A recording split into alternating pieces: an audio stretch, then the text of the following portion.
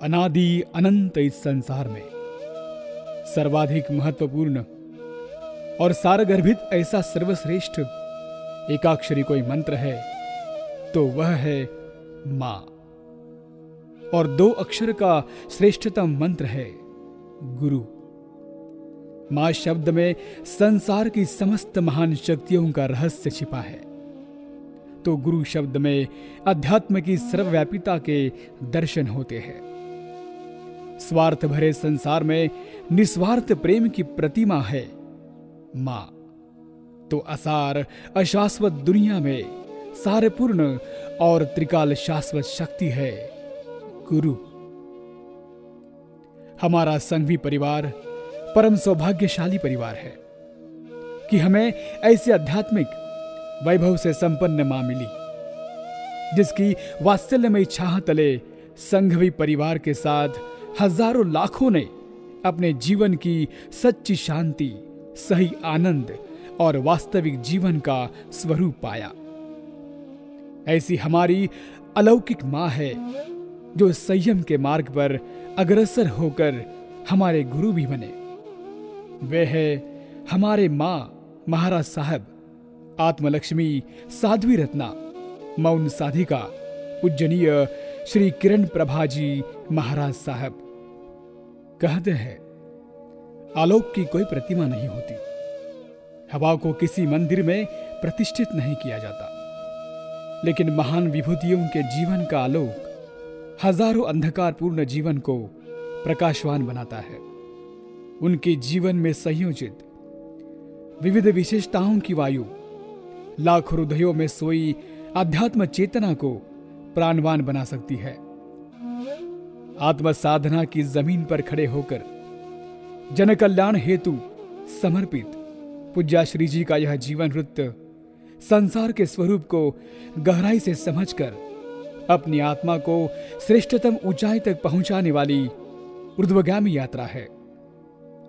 संघर्ष के हर तूफान में स्थिर रहकर क्षण क्षण संयम की सावधानी पूर्वक पालन करने वाली जिनेश्वरी यात्रा है। आराध्य गुरुवरों के प्रति एकनिष्ठ समर्पण की समर्पित यात्रा है। अध्यात्म एवं धर्म के राजपथ पर साधना से सुदृढ़ संकल्प के साथ निरंतर गतिशील चरणों की विकास यात्रा है। भगवान महावीर के शासन में श्रमण संघ के उज्जवल ग्रुप की उज्जवल परंपरा में स्फटिक समुज्वल जीवन की असाधारण कहानी है। आइए इस महाविभूति के तपपूत जीवन के मंगलाचरण की ओर हम चलते हैं, जिनके जीवन का प्रत्येक अध्याय हम सभी के लिए आध्यात्मिक सीढ़ी है, जो आत्मा से परमात्मा बनने का एक अद्भुत मार्ग है।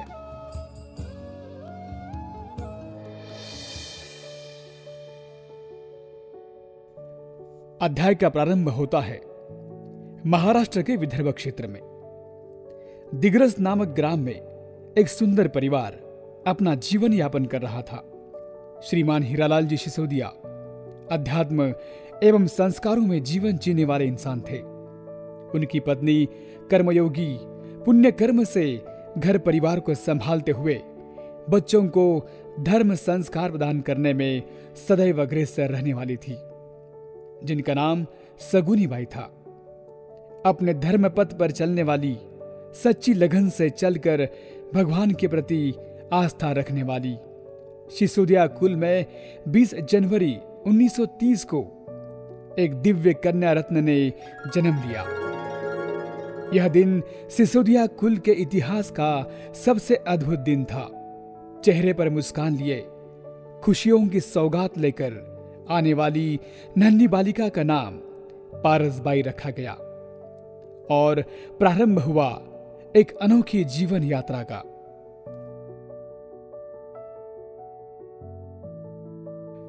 प्रसन्नता के फूलों की खुशबू लिए पारसबाई का बचपन आनंद के बगीचे में खिलने लगा। चाचा जी श्री नेमीचंद जी और पन्नालाल जी से जीवन जीने के कई पाठ मिले।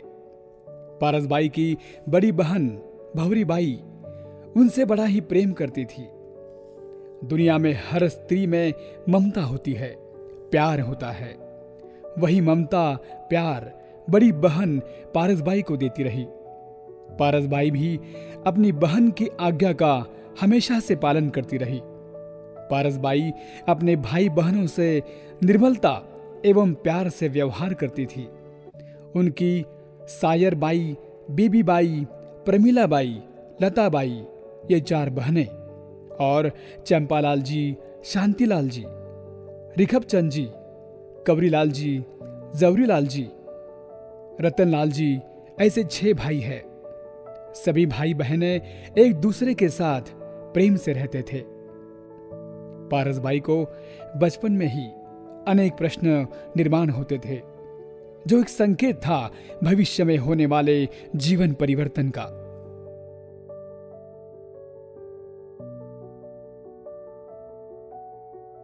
जीवन में आने वाली कठिनाइयां हमें खुद को सक्षम बनाती है।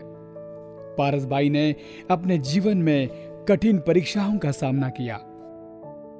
छोटी सी उम्र में उंगली पकड़कर चलते चलते अचानक ही उनकी मां पारसबाई को अकेला छोड़ परलोक चली गई। यह दर्द, पीड़ा सीने में दबाए पारसबाई अपने नन्हे पैरों से जीवन में आगे चलती रही।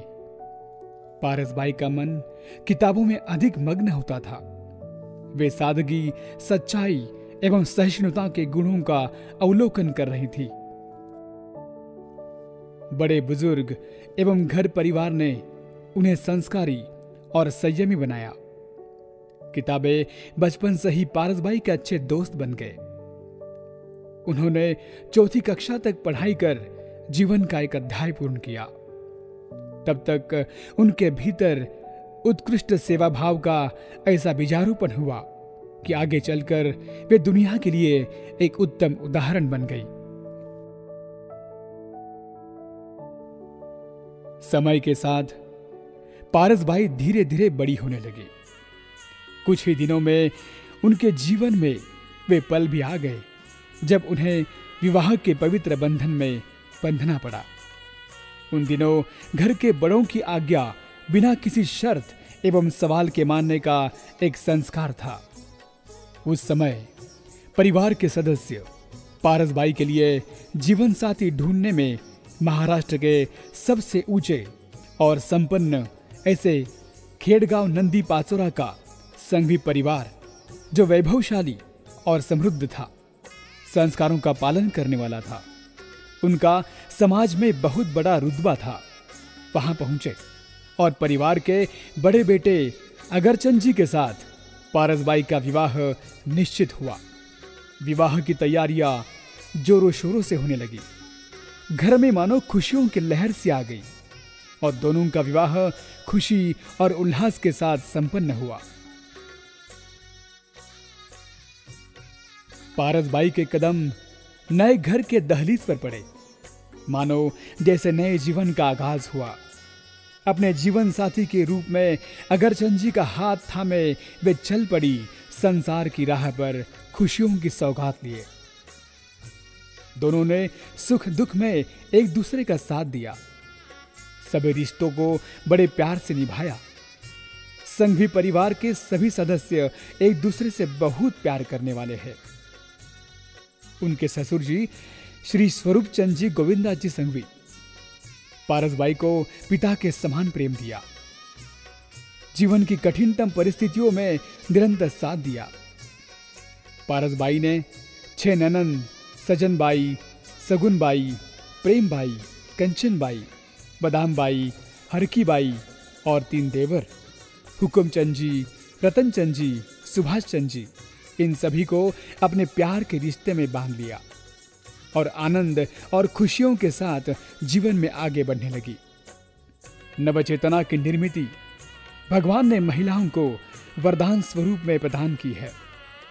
मातृत्व एक सुंदर उपहार है। जिस घर में नन्हे बालक की किलकारी सुनाई दे, वो घर गोकुल समान कृष्ण की लीलाओं से प्रभावित हो जाता है। पारसबाई को भी मातृत्व का वरदान मिला। नूतन शिशु के आगमन से संघवी परिवार के आंगन में खुशियों के फूल खिले। उस प्यारे से बालक का नाम सुरेश रखा गया। आंखों में भविष्य की सुनहरी तस्वीर बनाकर पारसबाई अपने बेटे को प्यार दुलार देने लगी। घर में त्योहार सी खुशियां आने लगी। अगरचंद जी, पारसबाई और समस्त परिवार नन्हे बालक की बाल लीलाओं में खुश थे, व्यस्त थे।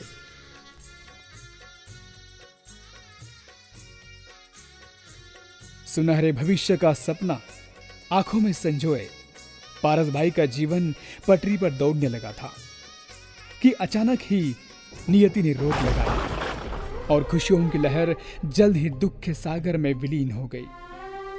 कुछ ही दिनों का मेहमान बनकर आया नन्हा सा बालक अचानक मां का आंचल छोड़कर सदा के लिए परलोक की यात्रा पर निकल गया, कभी लौट कर ना आने के लिए। उस समय मां का कलेजा कांप उठा, आंखों में आंसुओं का समंदर तैरने लगा। बेटे के दुख में पारसबाई पूरी तरह डूब चुकी थी।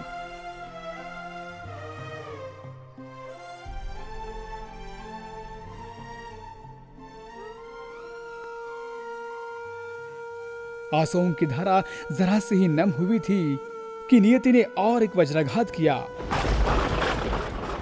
और पारसबाई के पति अगरचंद जी पारसबाई को संसार के भंवर में अकेले छोड़ जीवन यात्रा समाप्त कर चले गए। अचानक ही संघवी परिवार ने बड़ा बेटा और पोता दोनों को ही खोया था, जो परिवार पर बहुत बड़ा आघात था।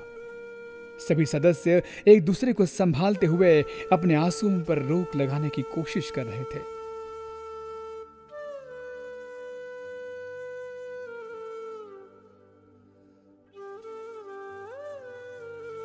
दुनिया का कोई भी इंसान इन सब घटनाओं के बाद अपने अस्थिर मन को, विचारों के बवंडर को संभाल नहीं पाता। पारसबाई की आंखों के सामने अंधेरा था, वर्तमान पर काली छाया मंडरा रही थी और भविष्य की आस भी खत्म हो चुकी थी। जीवन नीरस एवं निराधार बन चुका था, मानो चेतना और संवेदना का कोई महत्व नहीं था। वह दौर ही कुछ ऐसा था कि कालचक्र का पहिया घूमता कहीं जा रहा था और निराशा के समंदर की गहराई से खुद को निकालना असंभव लग रहा था। मानो नियति ने पारसबाई के जीवन में कुछ ऐसा लिखा था जिसका किसी को भी कोई अंदाजा ही नहीं था।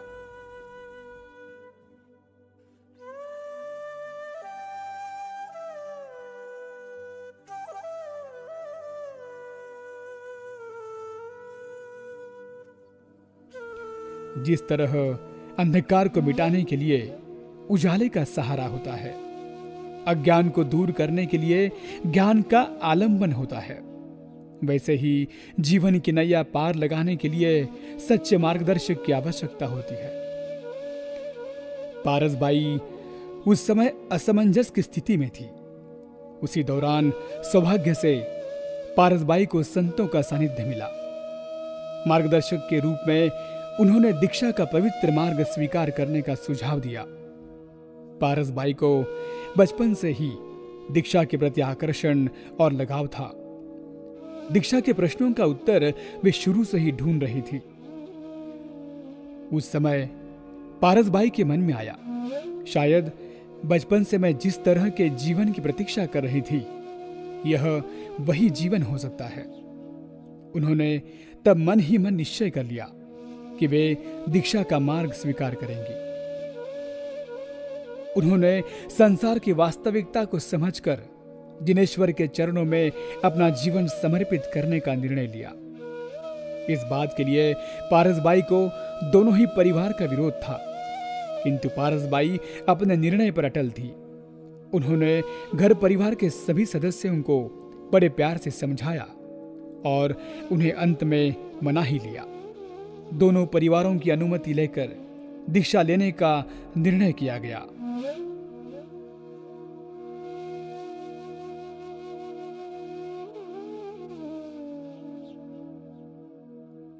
सवाल था, दीक्षा किसके सानिध्य में ले, जीवन किन के चरणों में अर्पित करें। किसी प्रतिष्ठित या प्रसिद्ध साध्वी जी तथा बड़ा समूह उनके लिए महत्व नहीं रखता था। पारसबाई के विचार थे, जहां मुझे सेवा का अवसर मिलेगा वहीं पर मैं दीक्षा लूंगी। नेशराज चुनने के लिए उन्होंने सेवा को सर्वोच्च माना। गुरु का चयन करने हेतु ससुर जी, श्री स्वरूप चंद जी तथा पारिवारिक सदस्यों के मार्गदर्शन में एक महिला और एक पुरुष को साथ लेकर वे अनेकों संतों की सेवा में पहुंचे। उसके लिए वे बड़ी दूर दूर की यात्रा करके आए। आखिरकार फुलकवर जी मसा को पाकर उनकी खोज पूरी हुई। उनके जीवन यात्रा का नया सफर अब प्रारंभ होने वाला था।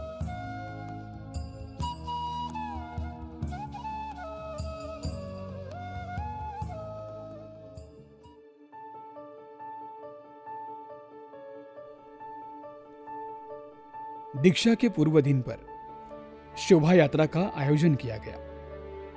यह समारोह नए जीवन का आरंभ करने से पूर्व समस्त भौतिक पदार्थों को तथा अपने आसपास की सभी सांसारिक चीजों को त्याग कर जिनेश्वर के पथ पर चलने संकल्प हेतु किया जाता है। पारसबाई की शोभा यात्रा में विविध स्थानों से हजारों लोग सम्मिलित हुए थे। यह समारोह बहुत ही भव्य एवं दिव्य रूप से आयोजित किया गया। उनके जीवन का यह अत्यंत महत्वपूर्ण दिवस था।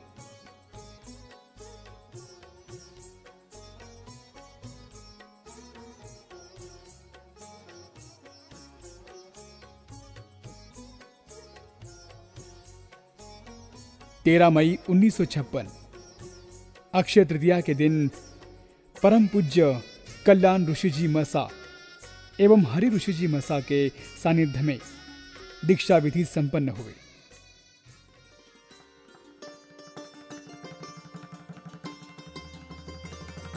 उससे पूर्व समस्त आभूषणों को उतारकर स्त्री सौंदर्य में अभिवृद्धि करने वाले बालों को निकाल दिया गया, जिसे जैन परंपरा में लोच कहते हैं। फिर रंग बिरंगी वस्त्रों को त्याग सफेद वस्त्र धारण किए गए। गुरु के सम्मुख उपस्थित होकर दीक्षा के लिए प्रार्थना की। उस समय गुरु द्वारा मंत्रों का उच्चारण किया गया, जिसका अनुसरण करते हुए पारसबाई की दीक्षा विधि संपन्न हुई। गुरु द्वारा रजोहरण प्रदान किया गया। इस परिवर्तन के साथ उनका नाम भी परिवर्तित हुआ। वे पारसबाई से पारस कंवर जी बन गए। यह दीक्षा पाचोरा शहर में वर्तमान के संघवी कॉलोनी के एक वृक्ष की छांव तले संपन्न हुई। आश्चर्य है कि उस वृक्ष से जुड़ा हुआ जो कुआं है, उसका पानी अभी तक कम नहीं हुआ।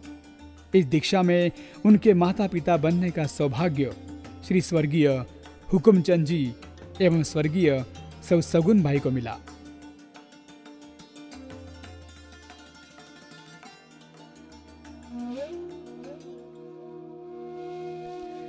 पारस कंवर जी अपने संयम जीवन में गुरु आज्ञा का पालन करते हुए तथा समर्पण भाव से गुरु सेवा करते हुए आनंद के साथ साधना कर रहे थे। शुरुआती दिनों में सब ठीक था, पर जैसे जैसे दिन बीतते गए पारसबाई की कठिनाइयां बढ़ने लगी। अपने ही समूह में अकारण कष्ट, हीनता और परेशानियां होने लगी। पर पारस कंवर जी ने किसी से कोई शिकायत नहीं की। वे मौन रहे, पर संघ के पदाधिकारियों के ध्यान में यह बात आ गई। प्रमुख श्रावकों ने इस समस्या से समाधान हेतु अन्य साध्वी समूह में इन्हें भेजने का विचार किया। अब तक दीक्षा को करीबन 2 साल हुए थे। श्रावकों के आग्रह और संयम साधना में अनुकूल वातावरण हेतु उन्होंने इस बात को मजबूरन स्वीकार किया। इस बार भी गुरु चयन का निकष वही था। ऐसी गुरुओं के निश्राम में जाना जहां सेवा की आवश्यकता हो। आत्मार्थी गुरुदेव पूजनीय श्री मोहन ऋषि जी मसा, अध्यात्म योगी पूजनीय श्री विनय ऋषि जी मसा एवं परम पूज्य विश्व संत श्री उज्ज्वल कुमारी जी मसा, जिन्हें लोग ज्ञान का भंडार मानते थे, आपका सौभाग्य था कि ऐसे विद्वान गुरु के चरणों में आपको स्थान मिला। सन 1958 में श्री पारस कुंवर जी मसा ने अपने आध्यात्मिक जीवन का पट पलटने हेतु भुसावल से अहमदनगर तक का 300 किलोमीटर का विहार करते हुए परम पूज्य श्री उज्जवल कुमार जी महाराज साहब के पावन चरणों में पधारे। गुरु निसा ने उन्हें देखा, जाना, समझा और आने वाले समय में यह नए इतिहास का आगाज है। मानो भोर की किरण के साथ नई प्रभा होने वाली है। इसलिए उनका नाम श्री किरण प्रभा रखा गया।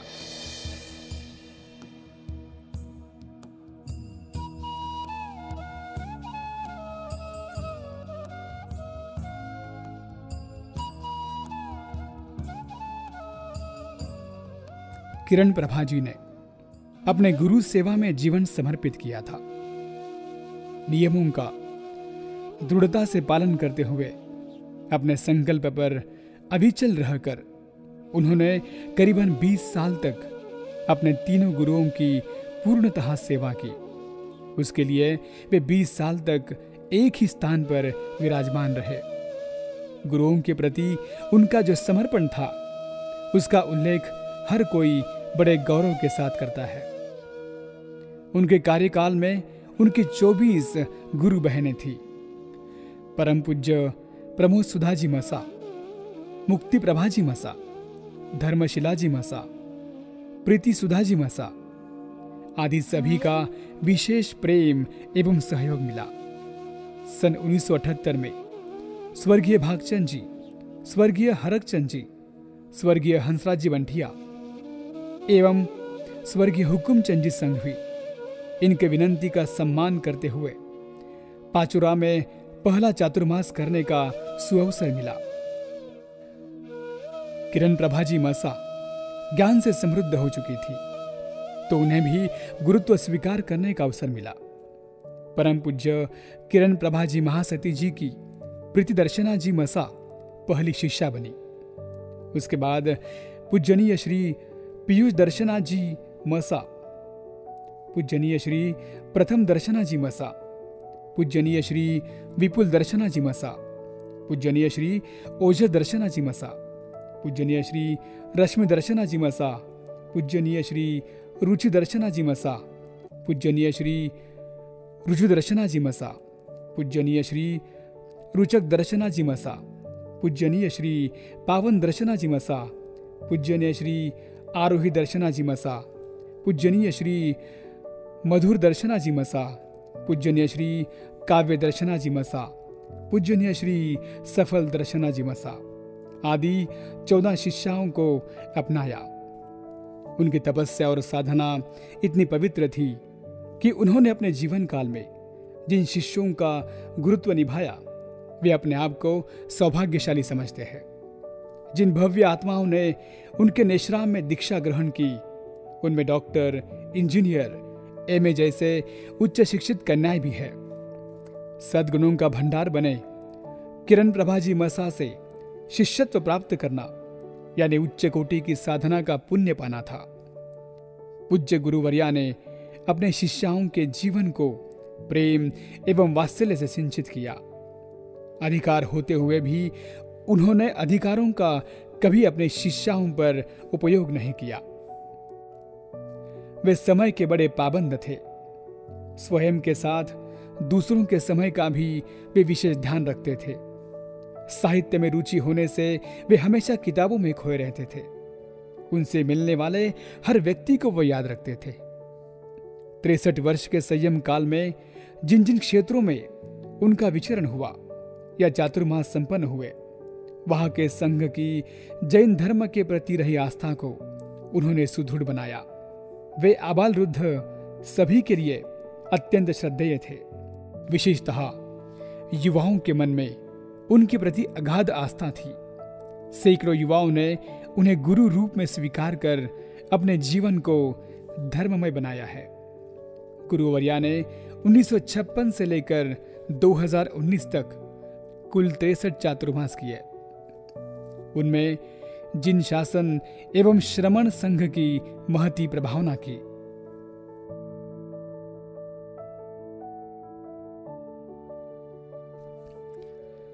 भगवान महावीर ने फरमाया था कि मुनि वही जो मौन रहे।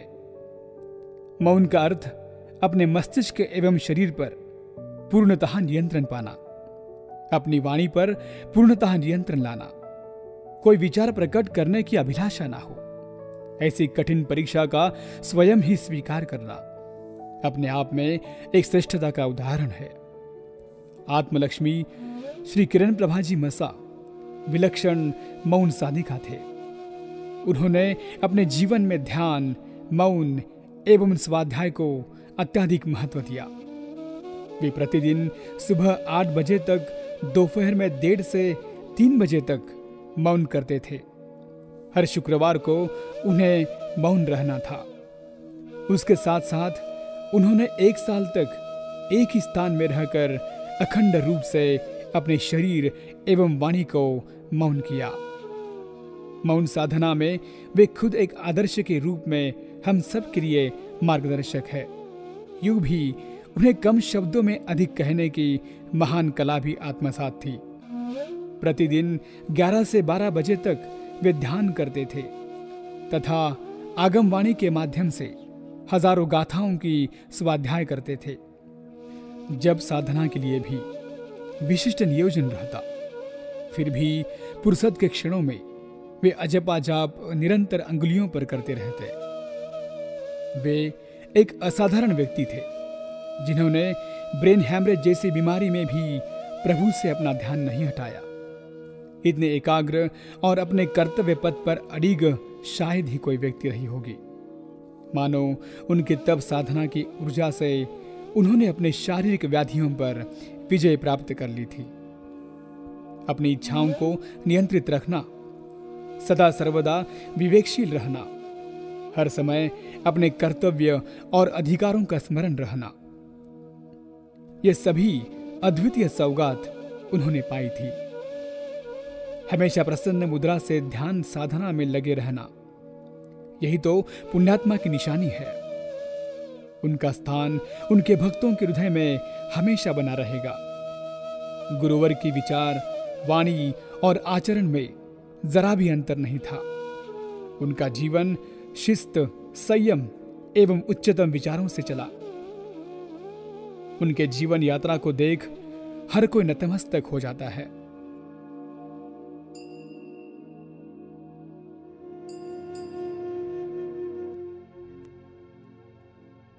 जीवन यात्रा में निरंतर चलते चलते कब रुकने का समय आ जाए ये तो कोई नहीं जानता, पर सभी की जीवन यात्रा को एक दिन रुकना ही होता है। ऐसे ही किरण प्रभा जी मसा की जीवन यात्रा को जिस दिन रुकना था, उस दिन मानो कुछ पल के लिए सब कुछ थम गया था। भरी दोपहर में अंधेरा छा गया था। वर्तमान मानो भविष्य के अंधकार को झेलने के लिए तैयार नहीं था। वो दिन था 12 अक्टूबर 2019। ये तारीख इतिहास के पन्नों में दर्ज हो गई और एक युग का अंत हो गया। श्री किरण प्रभा जी मसा उस दिन जीवन यात्रा को अंतिम विदाई देकर हम सब से दूर परलोक की यात्रा पर निकल गई। गुरुवर्या ने कभी किसी के बीच भेद नहीं किया। छोटा बड़ा, अमीर गरीब, स्त्री पुरुष, जैन अजैन, सबको एक समान ही माना और व्यवहार किया।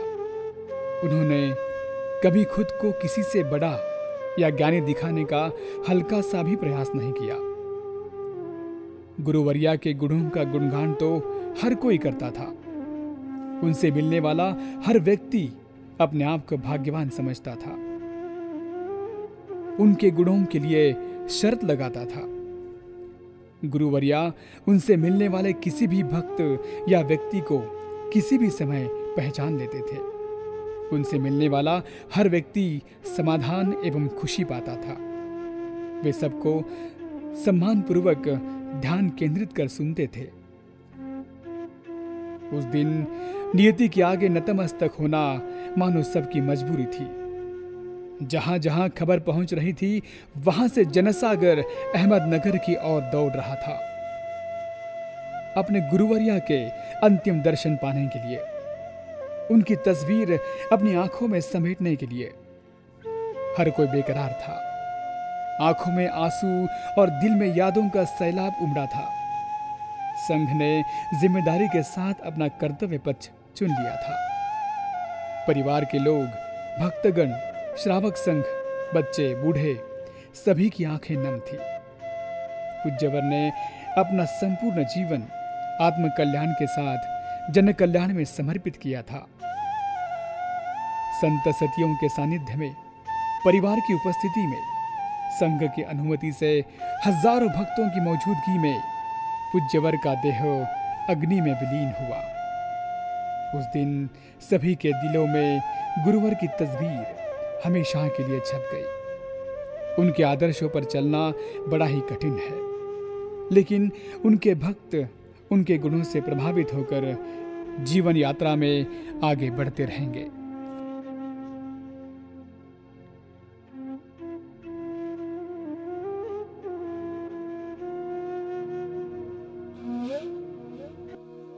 गुरु के प्रति आस्था, श्रद्धा एवं समर्पण की भावना गुरुवर्या की शिष्याओं में पूर्णतः सम्मिलित हो चुकी थी। हर कोई अपने गुरु के प्रति कृतज्ञ था। एक आदर्श, निर्मल एवं संयमी, संस्कारक्षम गुरु की याद में सन 2019 में उनके भक्तों ने जहां गुरुवर्या ने अपने जीवन यात्रा समाप्त की, ऐसे अहमदनगर के उज्जवल नगर में पुराने बस स्टैंड के सामने उनकी समाधि बनाई। वैसे ही प्रमोद किरण सेवाधाम धामोरी में एक प्रशस्त स्मारक का निर्माण किया गया। पाचोरा नगरी में सन 2007 में चातुर्मास होने के बाद जिस भूमि पर उन्होंने मंगल पाठ सुनाया था, उसी जगह अब जय किरण धाम नामक भव्य स्मारक स्वर्गीय सुगुन बाई हुकुमचंद जी संघवी जी के परिवार के माध्यम से बनाया गया, जिसका उद्घाटन 20 जनवरी 2021 में परम पूज्य महासती जी प्रीति दर्शना जी मसा आदि ठाना के सानिध्य में किया गया। उनका यह स्मारक आने वाले भक्तों के लिए साधना, संयम, मौन, ध्यान एवं पवित्र जीवन की ऊर्जा देता रहेगा।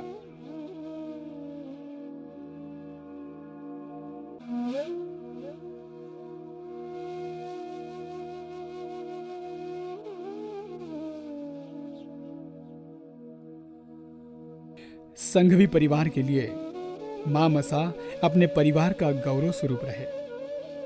इसका लाभ संपूर्ण परिवार को मिले, इसलिए उनके सानिध्य में पाचोरा में श्री पद्माबाई सुभाष चंद्र जी संघवी इनके जिनिंग फैक्ट्री में एक बाबेल संघवी परिवार सम्मेलन लिया गया। इसके पश्चात स्वर्गीय स्वरूप चंद जी संघवी परिवार का एक सम्मेलन अहमदनगर में लिया।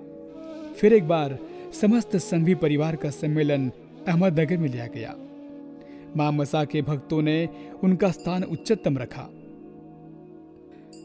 उनके नाम पर कई भक्तों ने अलग अलग संस्थाओं का निर्माण किया, जिसमें जय किरण प्रभाजी पथ संस्था पाचोरा, जय किरण प्रभाजी इंग्लिश मीडियम स्कूल पाचोरा, आनंद किरण धर्मार्थ दवाखाना पाचोरा तथा प्रमोद किरण सेवाधाम फाउंडेशन धामोरी, पारस स्पर्श फाउंडेशन पूना जैसी अनेक संस्थाओं का निर्माण किया गया।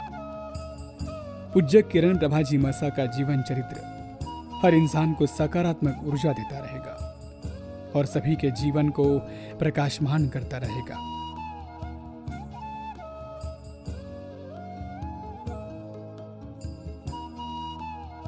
नमो अरिहंताणु, नमो सिद्धाणु, नमो आर्याणु, नमो उज्जायणु, नमो सब्बसावणु, एसो पंच नमोकारो सव पावपणासनो, मंगलानंत सवेति परमं हरि मंगला।